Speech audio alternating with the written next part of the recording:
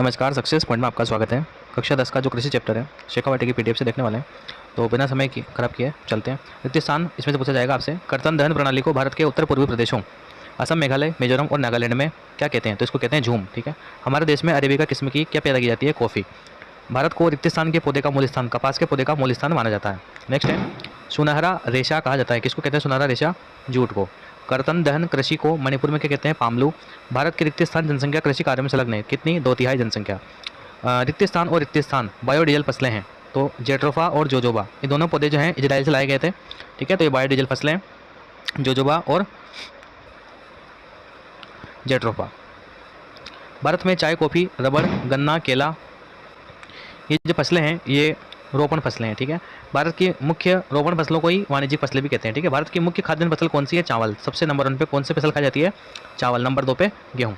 Next है, विश्व में दालों का सबसे बड़ा उत्पादक एवं उपभोक्ता कौन सा है? तो भारत ही है। लघु प्राथमिक की बात करें, एक पेय रोपण फसल का नाम बताइए तथा उसको उगाने के लिए अनुकूल भौगोलिक परिस्थितियों का विवरण दीजिए। तो चाय के बारे में, चाय एक फसल है, पेय फसल है। भारत विश्व का अग्रणी चाय उत्पादक देश है। सबसे ज़्यादा चाय हमारे यहाँ उत्पादित होती है। नेक्स्ट बात करें, नंबर 2 पॉइंट, चाय का पौधा उष्ण और उपोष्ण कटिबंधीय जलवायु, ह्यूमस और जीवांश युक्त गहरी मिट्टी तथा सुगम जल निकास वाले ढलवां क्षेत्रों में उगाया जाता है। चाय की खेती के लिए वर्ष भर उष्ण, नम और पाला रहित जलवायु की आवश्यकता पड़ती है। वर्ष भर समान रूप से होने वाली वर्षा इसकी कोमल पत्तियों के विकास में सहायक होती है। यानी कि थोड़ी थोड़ी जो वर्षा होती है वो इसकी पत्तियों के विकास के लिए अच्छी रहती है। प्रश्न नंबर 2, सरकार द्वारा किसानों के हित में किए गए संस्था का सुधार कार्यक्रमों की सूची बनाई है। तो सरकार क्या क्या प्रयास कर रही है?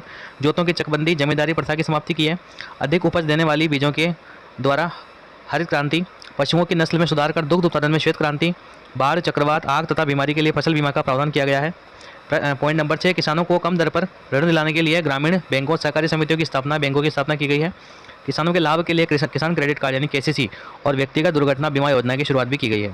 कुछ महत्वपूर्ण फसलों के लाभदायक खरीद मूल्यों की यानी कि एमएसपी, न्यूनतम समर्थन मूल्य की घोषणा भी सरकार समय समय पर करती रहती है। प्रश्न नंबर 10, कपास के उत्पादन के लिए आवश्यक भौगोलिक परिस्थितियाँ। तो कपास को उगाने के लिए उच्च तापमान, हल्की वर्षा, सिंचाई, 210 पाला रहित दिन और खिली धूप की आवश्यकता पड़ती है। यह खरीफ की फसल है और इसे पककर तैयार होने में 6 से 8 महीने का समय लगता है। किसको? कपास को। दक्कन पठार के शुष्क भागों में काली मिट्टी कपास उत्पादन के लिए उपयुक्त मानी जाती है। तो कौन सी मिट्टी? काली मिट्टी। नेक्स्ट प्रश्न है, रबी एवं खरीफ फसलों में प्रमुख अंतर बताइए। तो रबी की जो फसलें हैं इनको शीत ऋतु में अक्टूबर से दिसंबर के मध्य बोया जाता है और अप्रैल से जून के मध्य में इनको काट लिया जाता है। जिस प्रकार से गेहूँ अभी काट रहा है तो ये रबी की फसल है। गेहूँ, जो, चना, मटर, सरसों आदि प्रमुख रबी की फसलें हैं। नेक्स्ट है खरीफ की फसलें। तो खरीफ की फसलें मानसून के आगमन के साथ जून जुलाई के महीनों में बोई जाती है। जब रबी की काटी जाएगी तब कौन सी बोई जाएगी? खरीफ की। इन फसलों को शीत ऋतु के आरंभ होने से पहले ही सितंबर अक्टूबर माह में काट लिया जाता है, यानी कि दिवाली के आसपास इसको काट दिया जाता है और बाद में गेहूं की फसल बो दी जाती है, यानी कि रबी की। चावल, मक्का, ज्वार, बाजरा आदि प्रमुख किसकी फसलें हैं? खरीफ की। नेक्स्ट प्रश्न है प्रश्न नंबर 5, अभी कृषि के प्रकार हैं। प्रारंभिक, आदिम, निर्वाह कृषि और वाणिज्यिक या व्यावसायिक कृषि के बीच अंतर लिखना है।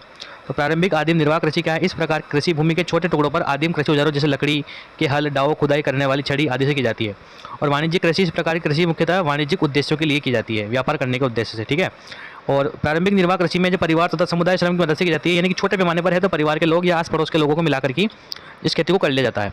और वाणिज्यिक कृषि अधिक पैदावार प्राप्त करने के लिए बड़ी मशीनों, अधिक पैदावार देने वाले बीजों, रासायनिक उर्वरकों, कीटनाशकों, इन सब का उपयोग इसमें किया जाता है। नेक्स्ट है प्रश्न नंबर 6, गहन जीविका कृषि क्या है? इस कृषि की 3 विशेषताएं लिखिए। तो गहन जीविका कृषि यह श्रम गहन खेती है जहां अधिक उत्पादन के लिए अधिक मात्रा में जैव रासायनिक निवेशों और सिंचाई का प्रयोग किया जाता है। विशेषताएं पहली, इस प्रकार की कृषि उन क्षेत्रों में की जाती है जहां भूमि पर जनसंख्या का दबाव क्या होता है? ज़्यादा।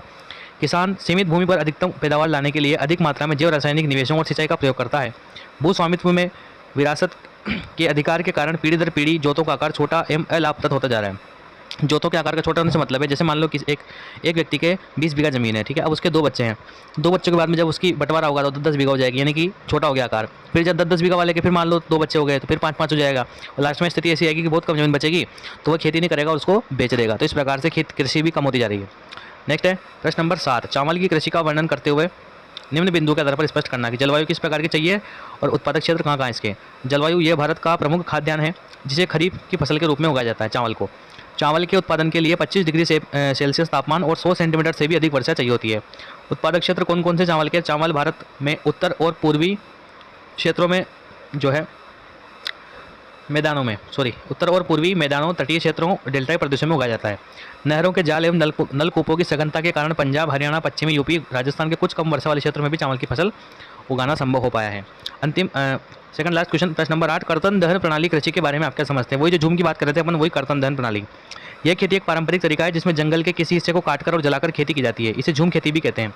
इस खेती में पहले पेड़ और वनस्पतियों को काटा जाता है, फिर उन्हें जलाया जाता है। जली हुई वनस्पति से राख बनती है जिसे मिट्टी में मिलाकर वहाँ फसल उगाई जाती है। कुछ सालों बाद जब जमीन की उर्वरता कम हो जाती है तो किसान दूसरी जगह इस प्रक्रिया को दोहराते हैं। ठीक है, तो इस प्रकार से जलाते हैं, काटते हैं और खेती करते हैं और नई जगह पकड़ लेते हैं वापस से। ठीक है, गेहूं की खेती के लिए आवश्यक भौगोलिक परिस्थितियों का वर्णन करना है। तो ये एक रबी की फसल है। उगाने के लिए शीत ऋतु और पकने के समय खिली धूप की आवश्यकता पड़ती है। इसे उगाने के लिए समान रूप से 50 से 75 सेंटीमीटर वार्षिक वर्षा की आवश्यकता पड़ती है। और इसके लिए कौन सी मिट्टी, जलोढ़ या हल्की दोमट मिट्टी एवं चिकनी मिट्टी उपयुक्त होती है। ठीक है, तो इस प्रकार से कृषि से संबंधित सभी क्वेश्चनों को हमने डिस्कस किया। 1 से 2 बार देखेंगे आप, निश्चित रूप से आपको याद होंगे और आप लिख पाएंगे। आशा करता हूँ वीडियो आपको पसंद आया होगा। मिलते हैं नेक्स्ट वीडियो में। धन्यवाद।